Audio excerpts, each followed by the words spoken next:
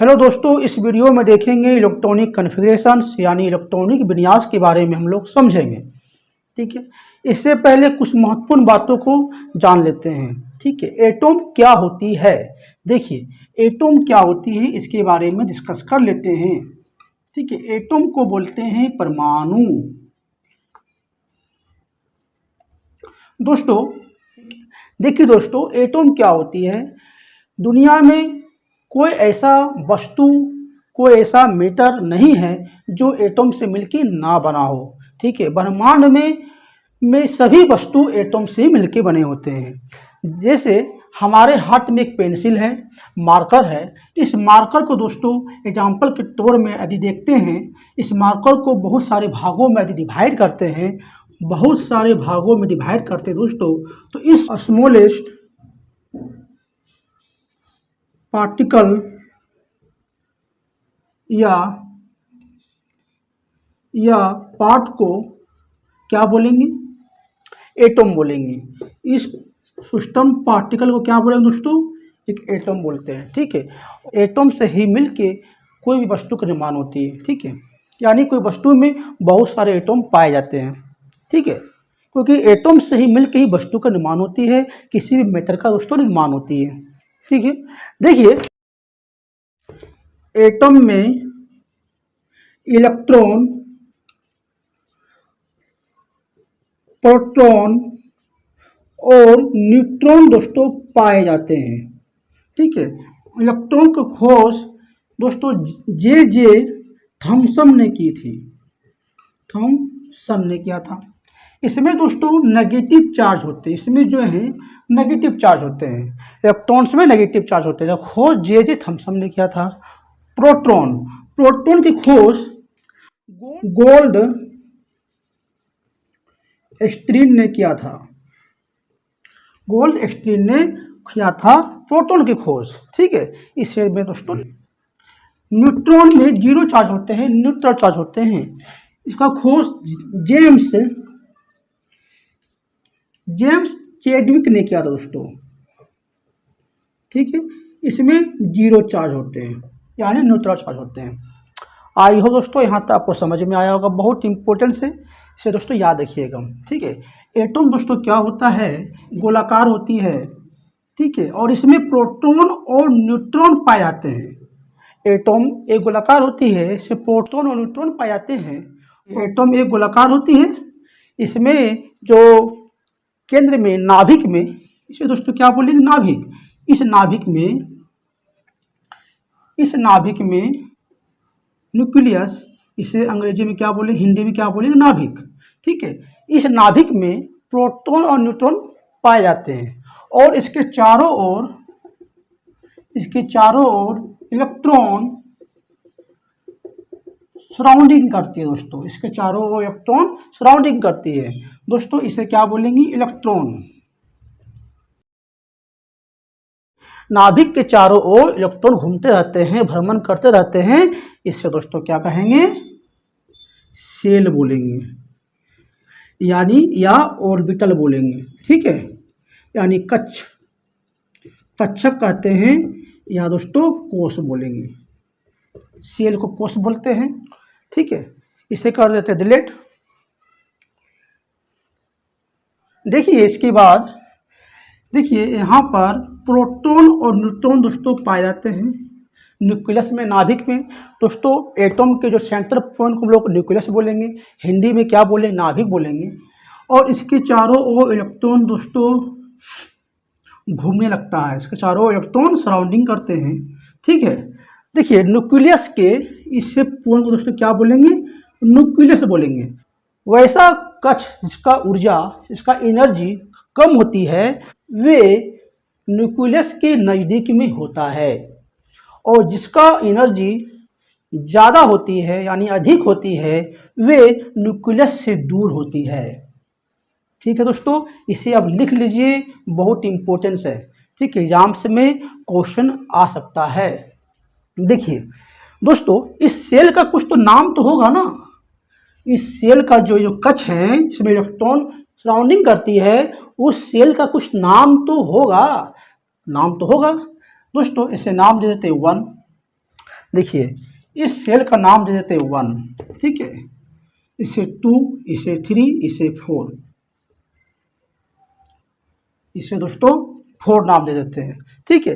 देखिए सेल को cell 1, cell 2, cell 3, cell 4, ठीक है, या दोस्तों इसे हम लोग के एल एम एन भी नाम दे सकते हैं, के एल एम एन सेल, ठीक है दोस्तों। देखिए 1 2 3 4 और भी दोस्तों जा सकता है 1 2 3 4 5 6 7, या एल एम के एल एम एन भी दोस्तों सेल है, या 1 2 3 4 या के एल एम एन भी कह सकते हैं। इसे दोस्तों स्मॉल एन कहते हैं, ठीक है।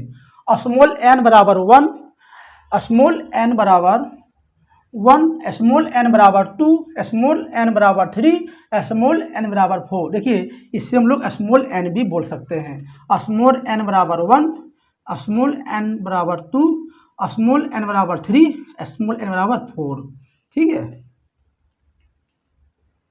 ठीक है दोस्तों। देखिए इसे 1 2 3 4 कह सकते हैं। दोस्तों एन क्या है? एन प्रिंसिपल क्वांटम नंबर है। एन क्या है? मुख्य क्वांटम संख्या है जो एनर्जी को बताता है, ठीक है दोस्तों। स्मॉल एन क्या होती है? एक प्रिंसिपल क्वांटम नंबर है। देखिए एन दोस्तों क्या है? प्रिंसिपल क्वांटम नंबर है जो एनर्जी को बताता है। देखिए जो एनर्जी को करता है डिनोट, ठीक है। 1 2 3 4। देखिए दोस्तों 1 क्या है? इसका एनर्जी कम है इसलिए न्यूक्लियस के नज़दीक है, और इसका एनर्जी ज़्यादा होंगे न्यूक्लियस से दूर होंगे। ये नंबर n बराबर 4, इसका एनर्जी ज़्यादा है, ये दूर है। इसे हम लोग के एलिमेंट भी कर सकते हैं। अब दोस्तों इसके बाद देखेंगे कि के सेल में कितना इलेक्ट्रॉन पाए जाते हैं, एल सेल में कितना इलेक्ट्रॉन पाए जाते हैं, और एम सेल में कितना इलेक्ट्रॉन पाए जाएंगे, और एन सेल में कितना इलेक्ट्रॉन पाए जाएंगे। और बोरी थ्योरम द्वारा बताया गया था कि किसी भी सेल में मैक्सिमम इलेक्ट्रॉन क्या होगी। देखिए मैक्सिमम इलेक्ट्रॉन यानी नंबर ऑफ इलेक्ट्रॉन बराबर होंगे 2 इंटू एन स्क्वायर। एन क्या है दोस्तों? नंबर ऑफ सेल हैं, ठीक है, नंबर ऑफ सेल हैं दोस्तों, याद रखिएगा। अब देखिए हम लोग देखेंगे के सेल में दोस्तों सब क्या है? के एल एम क्या दोस्तों? सेल है। ये क्या है? एक सेल है, ठीक है, या ऑर्बिटल है, कक्ष है। हिंदी में कक्षक बोलेंगे, कोष बोलेंगे, हिंदी में कोष कह सकते हैं, कक्षक भी दोस्तों कह सकते हैं, ठीक है। इसे दोस्तों ऑर्बिट भी बोलेंगे, ठीक है, ऑर्बिटल भी बोलेंगे, ठीक है। अब देखिए दोस्तों यहाँ लिखते हैं सेल, ठीक है, cell, K cell, L cell, M cell, N cell. यहाँ लिखते हैं दोस्तों एन बराबर 1, एन बराबर 2, एन बराबर 3, एन बराबर 4। दोस्तों इसे एन बराबर 1 भी बोल सकते हैं या के भी आप लिख सकते हैं, एन बराबर 2 भी बोल सकते हैं या कैपिटल एल भी लिख सकते हैं, एन बराबर 3 भी लिख सकते हैं या कैपिटल एम भी लिख सकते हैं, एन बराबर 4 भी लिख सकते हैं या कैपिटल एन भी लिख सकते हैं, ठीक है। यदि आपको सेल दिया हुआ है के एलिमेंट, आपको निकालना है इलेक्ट्रॉन की संख्या फाइंड करना है, ठीक है। नंबर ऑफ इलेक्ट्रॉन दोस्तों यहाँ पर लिखते हैं, नंबर ऑफ इलेक्ट्रॉन, ठीक है, नंबर ऑफ इलेक्ट्रॉन लिखते हैं। देखिए के सेल में कितना इलेक्ट्रॉन पाया जाएगा। देखिए दोस्तों के सेल में एन बराबर 1 होती है। यदि 1 इसमें पुट करते हैं दोस्तों, एन 1 का स्क्वायर 1 इंटू 2 यानी 2 का इसमें। यदि यहाँ दोस्तों 2 पुट करेंगे तो यहाँ पर 8 होगा। यदि यहाँ 3 पुट करेंगे दोस्तों तो यहाँ पर 18 होगा। यहाँ 4 पुट करते हैं तो यहाँ दोस्तों 32 होगा, ठीक है, ठीक है दोस्तों। आप बताइए के सेल में मैक्सिमम 2 इलेक्ट्रॉन ही रह सकते हैं, ठीक है। एल सेल में मैक्सिमम 8 इलेक्ट्रॉन रह सकते हैं, और एम सेल में मैक्सिमम 18 इलेक्ट्रॉन ही होगा, और एन सेल में 32 इलेक्ट्रॉन हो गए। यानी दोस्तों जिस घर में के घर में 2 आदमी ही रहेगा, उससे अधिक आप रख नहीं सकते हैं। एल घर में भी 8 आदमी ही रहेगा, यानी 8 इलेक्ट्रॉन रहेगा। एम सेल में 18 इलेक्ट्रॉन ही रहेगा और एन सेल में 32 इलेक्ट्रॉन दोस्तों रहेगा। ठीक है दोस्तों, देखिए इसके बाद देखते हैं सेल। सेल के एलिमेंट सेल दोस्तों, सेल में भी दोस्तों एक सब सेल होता है, सेल में भी एक सब सेल होता है। ठीक है, प्रत्येक सेल में, प्रत्येक कक्ष में, प्रत्येक ऑर्बिट में दोस्तों एक सब सेल पाई जाती है, एक सब सेल पाई जाती है। देखिए दोस्तों, के क्या एक सेल है। ठीक है, इस सेल को दोस्तों लोग क्या बोलेंगे, के बोलेंगे। इसमें भी दोस्तों एक सब सेल पाई जाती है। तो के सेल में कितना सब सेल होगा, एल सेल में कितना सब सेल होगा, एम सेल में कितना सब सेल होगा और एन सेल में कितना सब सेल होगा, आप पता करना है। देखिए बहुत आसान है ना दोस्तों। यहाँ लिखते हैं सब सेल। ठीक है, यहाँ लिखते हैं सब सेल, सब सेल। ठीक है, हाँ दोस्तों सब सेल लिखते हैं। ठीक है, देखिए के सेल में कितना सब सेल होगा बताइए, के सेल में कितना सब सेल होगा, एक सब सेल होगा। क्यों क्यों दोस्तों, के घर में, के सेल में एक सब सेल ही होगा क्योंकि n बराबर 1 है। सेम दोस्तों एल सेल में भी 2 सब सेल होगा क्योंकि n बराबर 2 है। एम सेल में 3 सब सेल होंगे। ठीक है, क्योंकि n बराबर 3 है और n सेल में 4 सब सेल होंगे। दोस्तों अब प्रश्न बनता है कि सब सेल क्या होती है। देखिए एस पी डी एफ दोस्तों क्या है, एक सब सेल है, सब सेल है। ठीक है, तो n बराबर 1 है तो के घर में कितना सब सेल होगा। ठीक है, के घर में एक सब सेल होंगे तो क्या होगा, इसमें एस होंगे केवल। ठीक है, एल घर में 2 सब सेल होते हैं तो 2 सब सेल दोस्तों क्या क्या होगा, एस और पी होंगे। एम घर में दोस्तों 3 सब सेल होंगे क्योंकि एन का मान 3 है, इसलिए इसमें 3 सब सेल होंगे, एस पी डी होंगे, एस पी और डी होंगे। एन सेल में दोस्तों, एन सेल में 4 सब सेल होंगे, मैंने बताया था क्योंकि एन के मान 4 है इसलिए 4 क्या होंगे, एस पी डी एफ होंगे, एस पी डी और एफ होंगे। ठीक है दोस्तों, यहाँ तक आपको क्लियर हुआ है। दोस्तों यदि आप यहाँ तक आपको समझ में आ गया तो इसके बाद दोस्तों आपको आराम से इलेक्ट्रॉनिक कॉन्फ़िगरेशंस कर सकते हैं। ठीक है, इलेक्ट्रॉनिक विन्यास कर सकते हैं। दोस्तों अब मतलब है कि एस की मान क्या होगा, एफ पी के मान क्या होगा, डी की मान क्या होगा और एफ का मान क्या होगा। देखिए चलिए एस का मान जो होंगे यहाँ पर 2 होंगे, तो एस के मान दोस्तों क्या होगा, यहाँ पर एस का जो मान होंगे यहाँ पर 2 होंगे, 2 इलेक्ट्रॉन होंगे, एस में 2 इलेक्ट्रॉन होंगे। पी में दोस्तों 6 इलेक्ट्रॉन्स होंगे, डी में 10 इलेक्ट्रॉन्स होंगे और एफ में 14 इलेक्ट्रॉन्स होंगे।